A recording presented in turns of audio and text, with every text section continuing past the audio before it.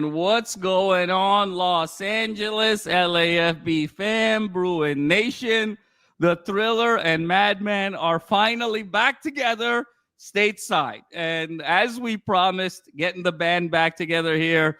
My goodness, Thriller, it's so great to see you, my friend. But I have to say, what a wild month it's been since we've been on vacation. You know, we were talking offline where it's like, man, we really picked the right month to go on vacation.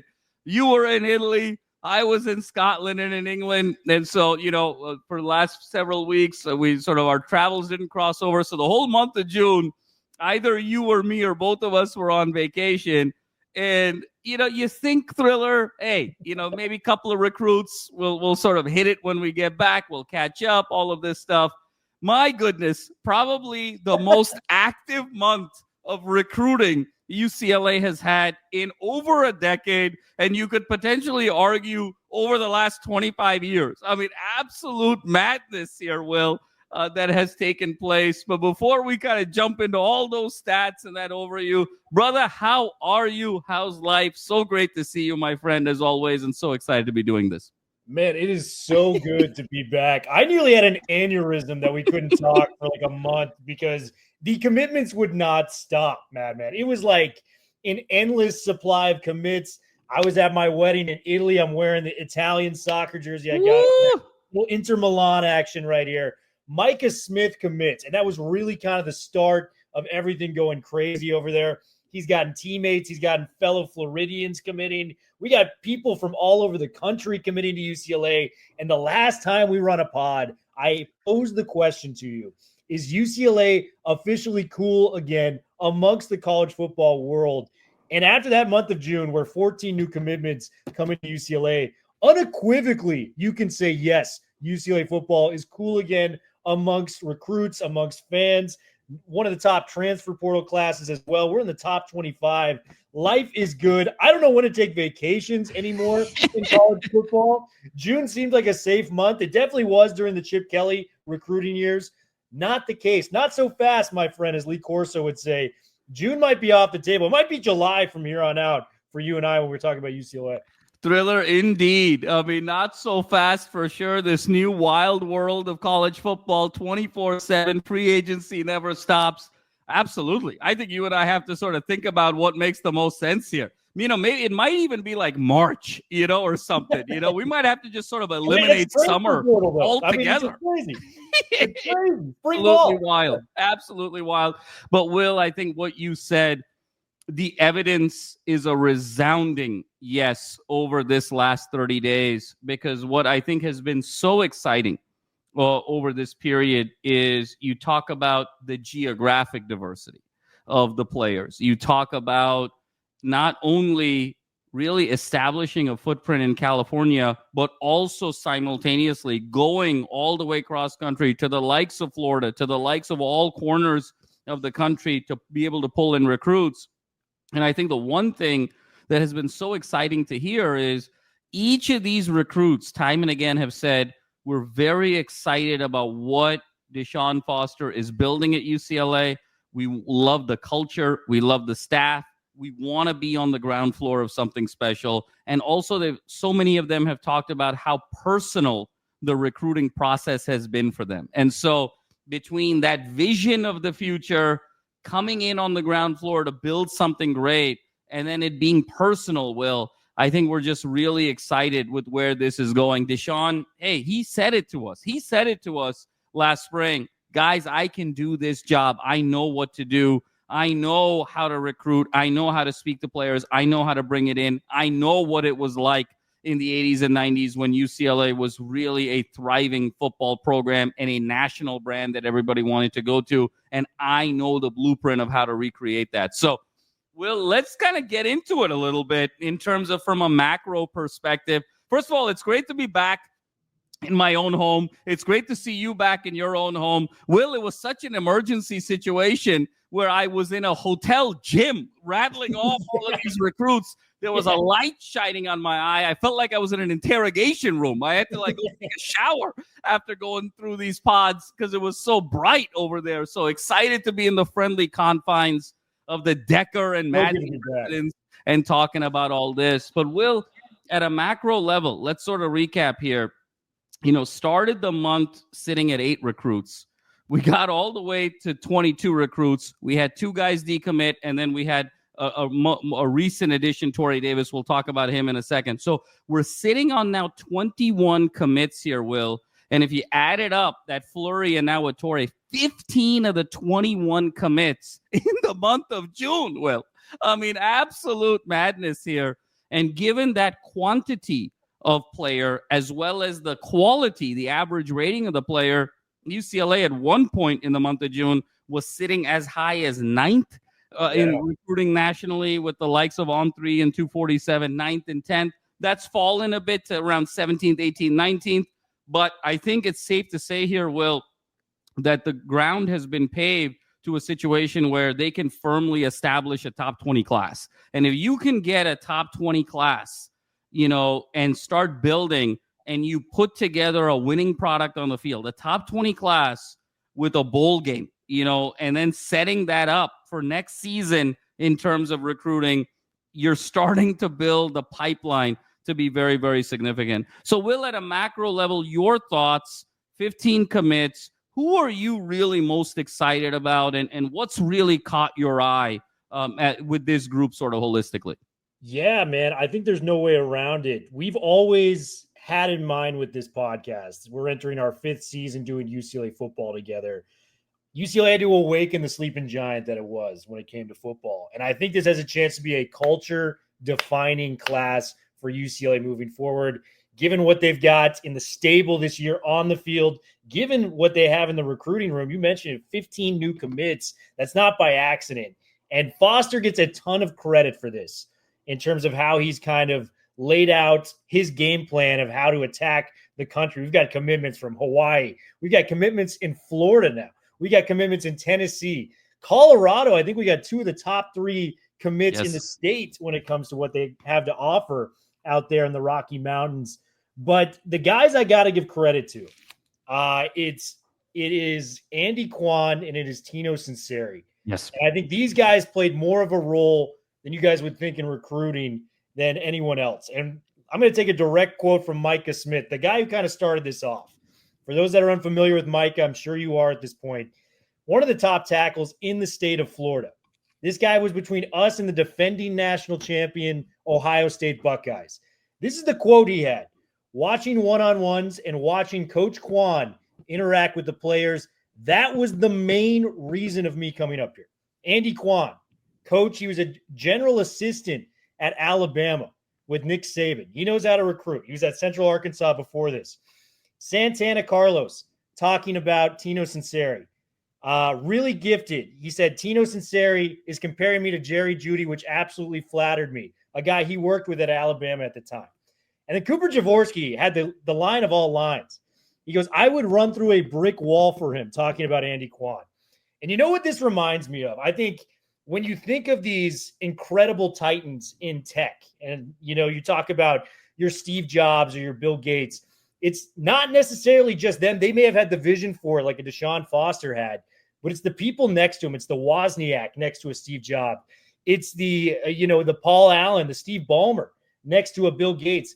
Tino Sinceri and Andy Kwan are kind of building that out and getting UCLA back in the frame of things and to kind of just help UCLA get out of this slump they've had in recruiting. They have not been even close to the top 20 since before the pandemic in 2018, if you look at rivals. And, it reminds me of that scene in Wolf of Wall Street where Jordan Belfort comes in. He just left Wall Street. He's going to this penny stocks place. Yep. And they're going in there, and he finds out from Spike Jones. He's like, you mean I can get 50% commission on these stocks?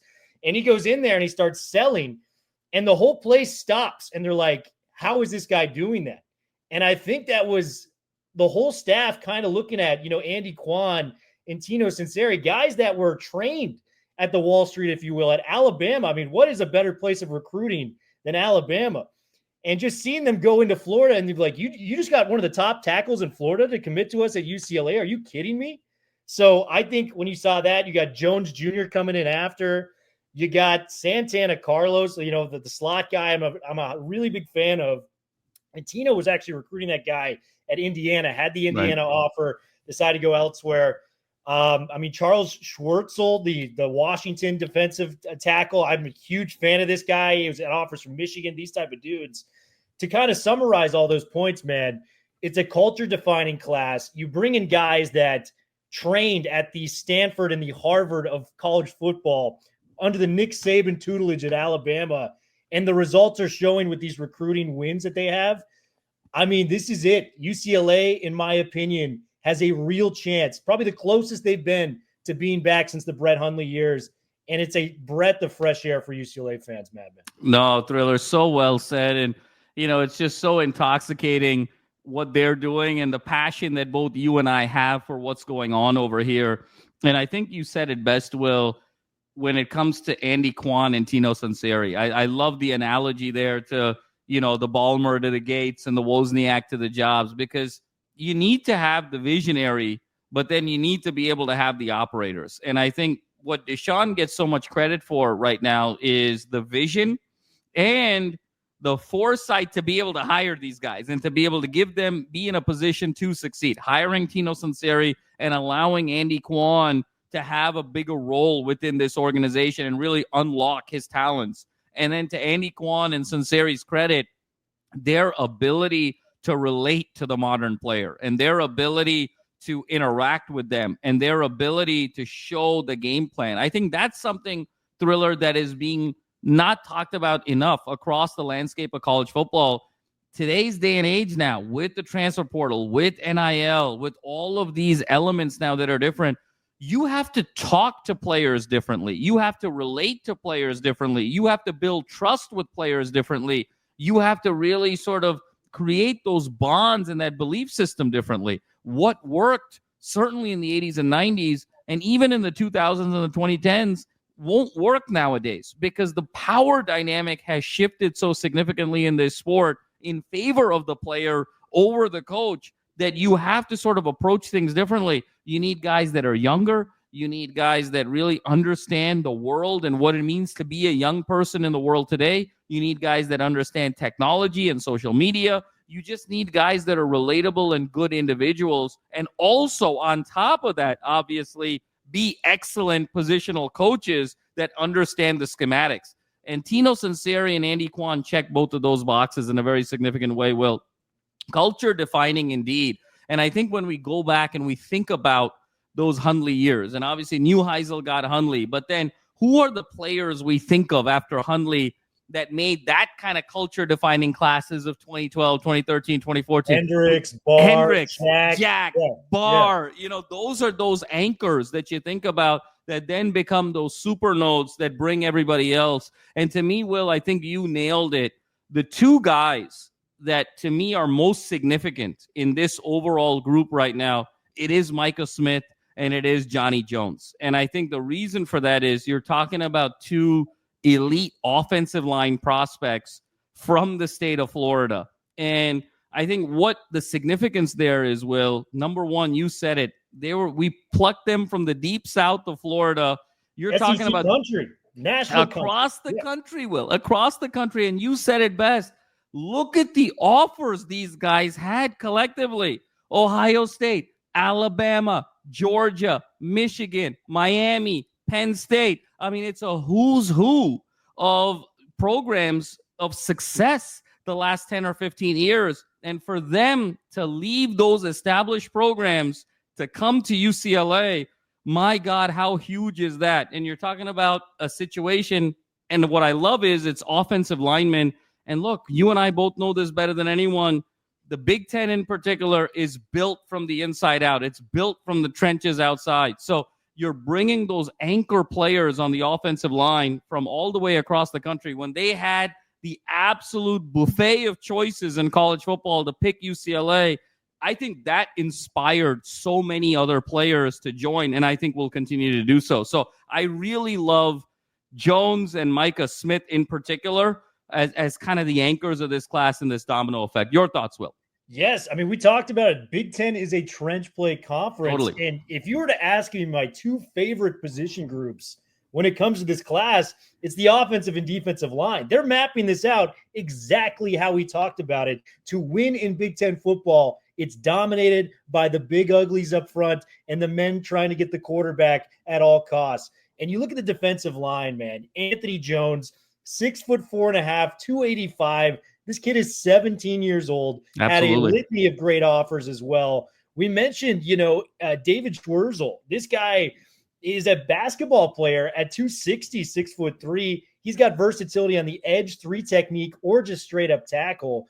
And then Yaya God. I mean, the offers. Yeah. Georgia, Texas, these type of dudes. Talk about, just a very strong recruiting class on that defensive front. I love what I'm seeing from it. And the best part is, if we go out there and overachieve expectations as we expect to, I think at this point I'm expecting 7 to 8 regular season wins, maybe a bowl win. If you keep that upward trajectory, if you touch that 8-9 win mark with this recruiting class, maybe you get Brian Bonner, the running back that's local, that's a 4-star kid here. Maybe, at this point, you're a national recruiting team. There's no other way to say it. If we're going from Florida to Hawaii, maybe you sway some other big names and then this big fish in the pond that we can go get. It's unbelievable what UCLA is doing.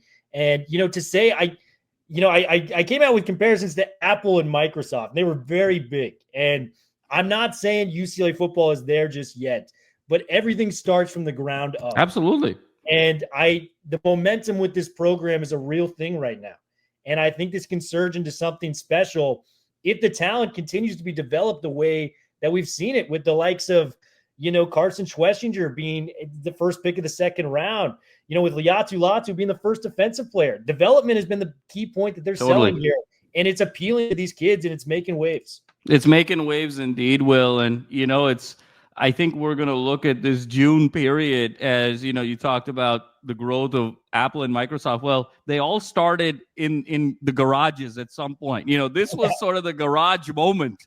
We could look back 3, 4, 5, 6 years from now and say, that June of 2025 was the garage moment of this program really bringing and growing, to sort of soaring to new heights. And then I think, Will, just to sort of close it up on this, on these commits here in June, we talked about offensive line, defensive line. That's how you win.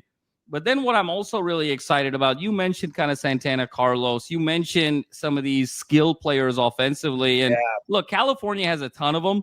And so, but what I love is, you're picking guys that fit this system so perfectly. You talked about Carlos being the slot guy. Xavier Warren, Will, to me, is someone that I'm salivating over. 6 feet, 165 pounds, lightning, track star. When you look at someone like the Georgetown, Texas, you're pulling from the meccas of college football, no pun intended there, from across the country in a very, very significant way. And when you look at a guy like Xavier Warren, when you think about those lightning quick, twitchy guys, what are the programs you think you really utilize those guys the best? It's that wide open Big 12 style, Will. And, he had offers from Oklahoma State. He had offers from Houston. He had offers from SMU.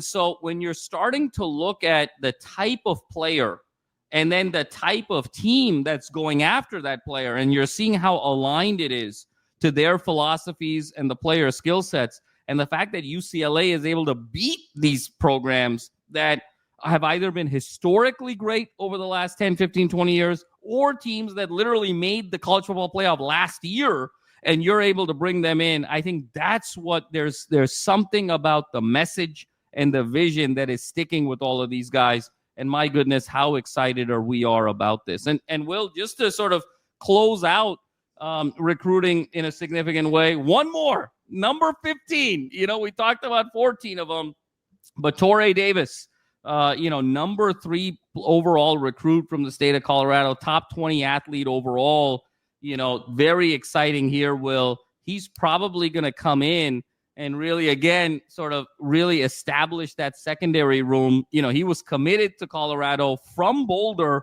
Boulder View High School, plucking him from Coach Prime. He had other offers, Kansas State, Utah, others. But to be able to sort of pluck a top 3 player from the state of Colorado who was already committed to Boulder and bringing him in as a significant athlete, both in the secondary as well as potentially, again, another option maybe in that return game on special teams. Really, really significant there. Will, your thoughts on Torrey Davis?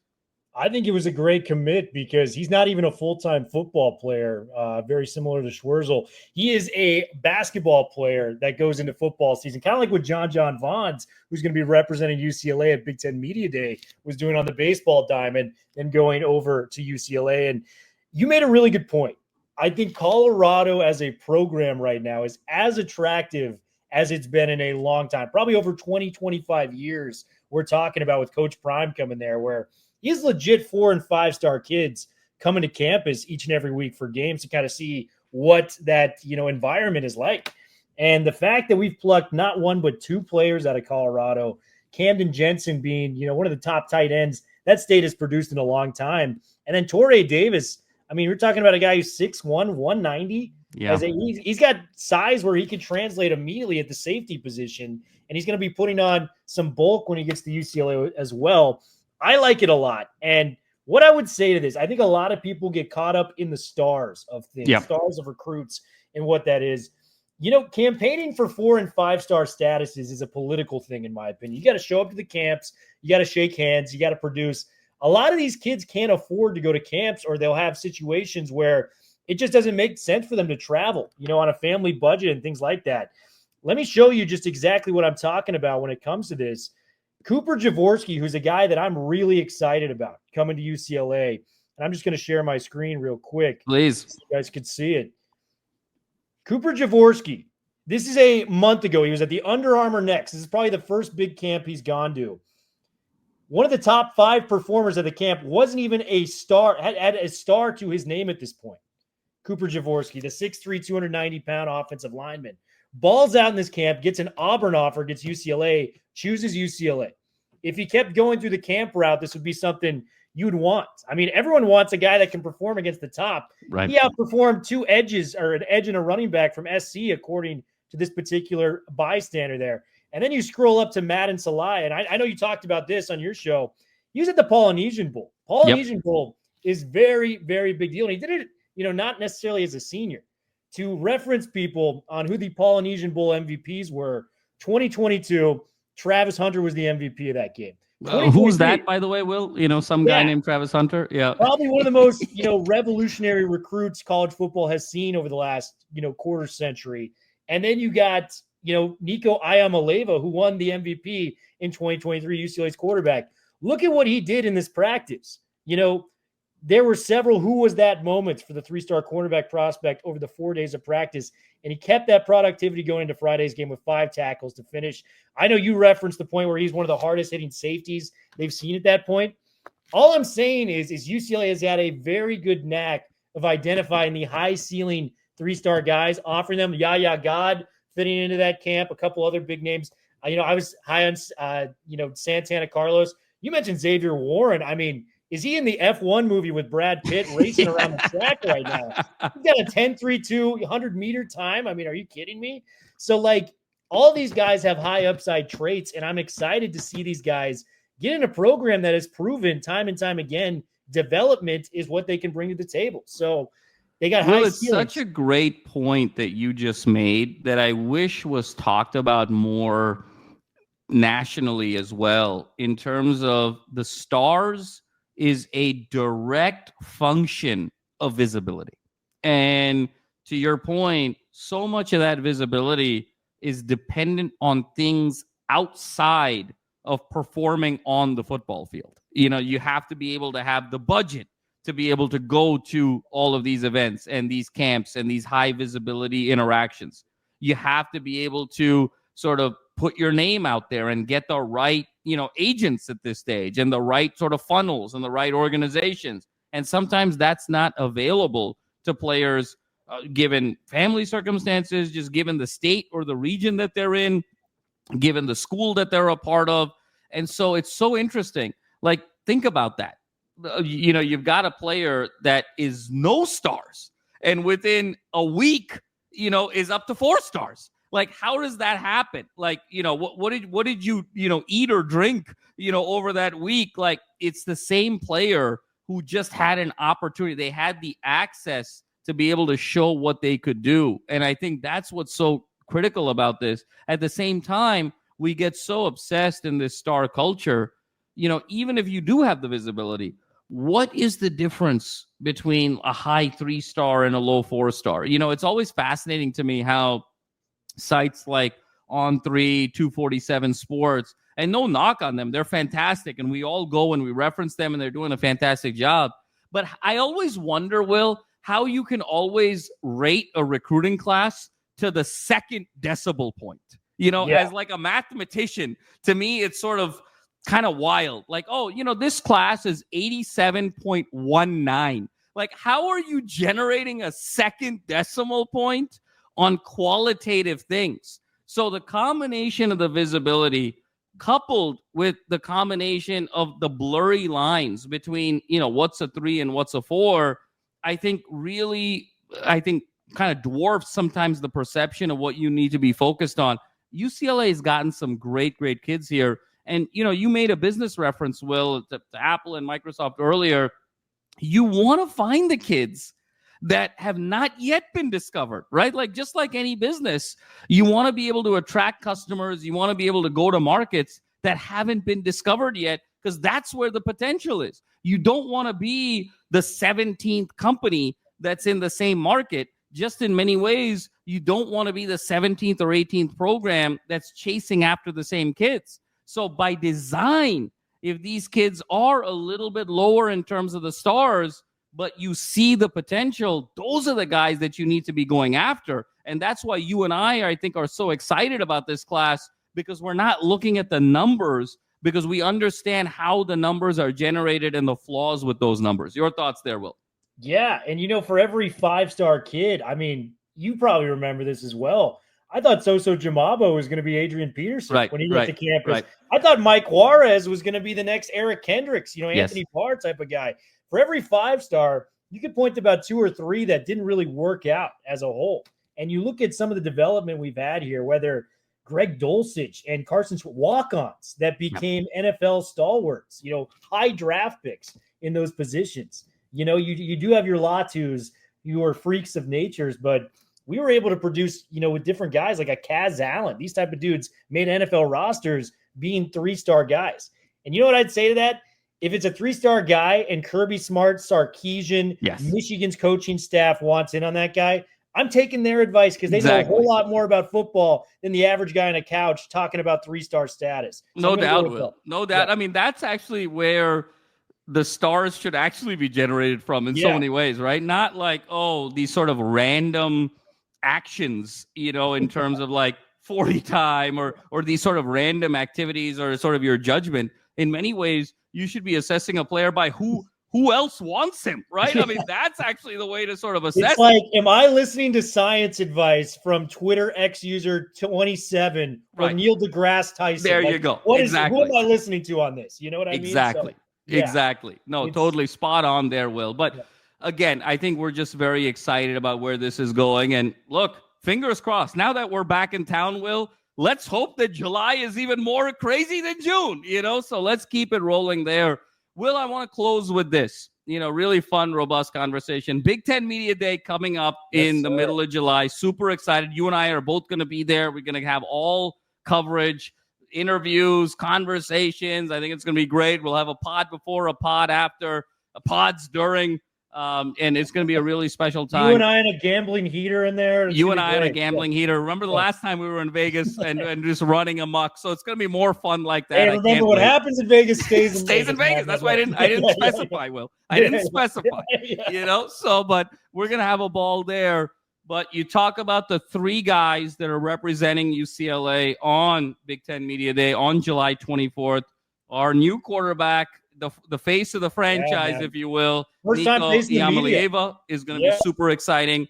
And then you got Garrett DiGiorgio, and then you got John Vaughns. I find it to be a very interesting trio. I think Iamaleava makes a ton of sense, which is interesting because I think in past years, in a sort of a Chip Kelly regime, he wouldn't want his most decorated players to be at Media Day, for the circus and the hoopla. I think Iamaleava is going to draw a ton of attention and interest, just given the story and everything that happened to be at UCLA. I think he's going to be sort of box office, if you will, at media day over these, time that UCLA is going to be there. And then I thought it was interesting with DeGiorgio and John Vaughns, offense, defense, but it also felt like a lot of senior-laden veteran leadership to be there. Kind of the voice of the team, the souls of the team in many ways, guys that have been in the program for a number of years, seen the transitions, can, I think, speak to kind of the change that's taking place at UCLA, and guys that I think are expected to take outsized leadership roles in the locker room. And so,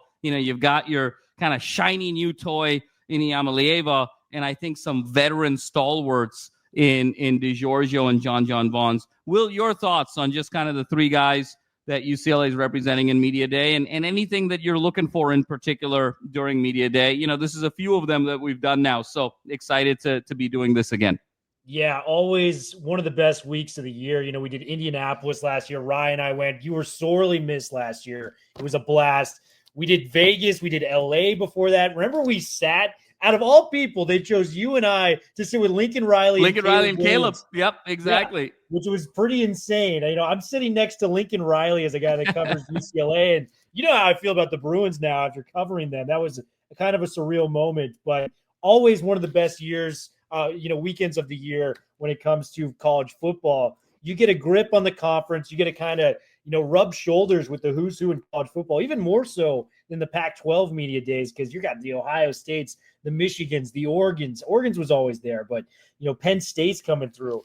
It's just, it feels bigger. It feels brighter. It feels like you're just in a different place when it comes to college football.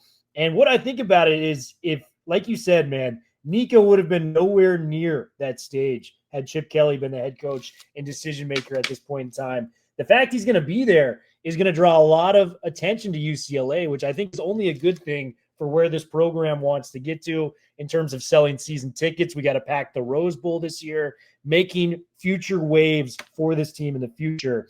The guy I'm most excited for, though, is John Vaughns. I mean, yeah. I was talking to Wayne Cook because, Madman, you have to know you're my first choice when it always comes to talking about UCLA.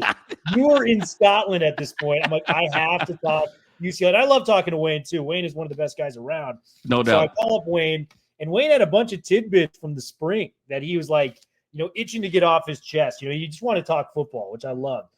And he's like, I talked to John, and, I don't think I'm speaking out of school here.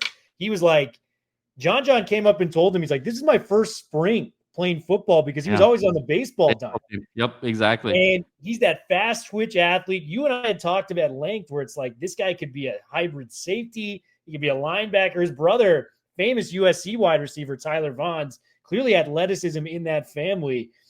Maybe he's the leader of the defense. To me, that's what him choosing him going to, media day signifies, is John Vaughns might be the guy calling the plays next to Chisholm, getting this unit ready and replacing big shoes and Carson Schwessinger in doing so. So John Vaughns, I mean, that was the big one for me where I'm like, hell yeah, this guy's been here for a long time. He deserves it. We're excited to have him out there. DeGiorgio, just a stalwart of the offensive line group. Really excited to have him here. And I think he's going to be a really key cog in this offensive line, really changing. I think that Andy Kwan and, Coach Foster, putting on him kind of the leader of the offensive line, if you will. I think it's a big title for him, especially in a team that I think has a real chance of winning 8-9 games, as I stated earlier. No, Will, I think a really great point. And me too. I'm just so excited about John. A fully committed, kind of locked in, engaged, immersed John Vaughns, I think could do volumes for UCLA season. We're so focused on the guys we're losing. We've talked at length about the fearsome foursome, what they have meant to this team and this program in terms of truly laying the foundation. John Vaughns is going to have to sort of step in there and be that leader. And you and I have always sort of talked about this, Will. Always felt that the best version of John Vaughns is Derwin James. If he just sort of puts it all together, that hybrid linebacker safety type of option. And you mentioned kind of needing to captain that defense in terms of being able to read coverages, put guys in the right spots, and really kind of setting up the defense for success play over play. We saw Schlesinger kind of take more of that role last year. But the guy who was really the unsung hero, Will, in so many ways in years past, was Stephen Blaylock doing that. And so, John Vaughn's being able to potentially take on that Blaylock type of role, particularly on the back end, and particularly in those areas where I think the chess game happens a little bit more in the Big Ten in the secondary, because so many teams are run heavy. You're going to have to sort of stack the box. And so what you do with that secondary in terms of choices that you make, in terms of diving down or playing various coverages or shading certain types of the field, I think that's where really the knowledge of the game comes in a significant way. And John's always demonstrated that. And now if he can kind of take maybe some of that baseball IQ of being able to kind of read defenses, play the outfield, and do all of those things, bring it over to the football field along with a full spring of conditioning, weight room, familiarity with the playbook, camaraderie with the team, building that team chemistry.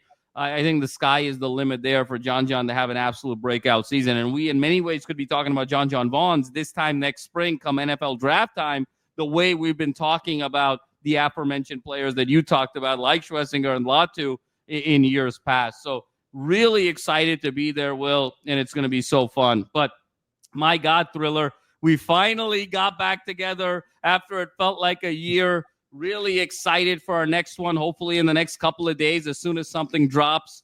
And my goodness, the trajectory is so high for this team. And let's not forget now, Will, here we are, early July. First game is August 28th. We are inside of 60 days for the season to begin. So I think you and I, obviously we've got a keen eye on recruiting, but I think a lot of our episodes now in the days to come are going to start being focused on previewing what we're going to be seeing in this 2026 season. Offense, defense, players, schedule, record, projections, all of those things now that we've seen things formulate. So much fun content to come. So excited about it.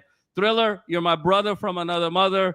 We both just bleed UCLA. Can't wait for more and more episodes here as we get into the season. Bruin Nation, thank you so much, as always, for all the love, all the support. We love you guys. Hit that like and subscribe button as we continue to sort of grow the presence. And as always, 4 is up forever.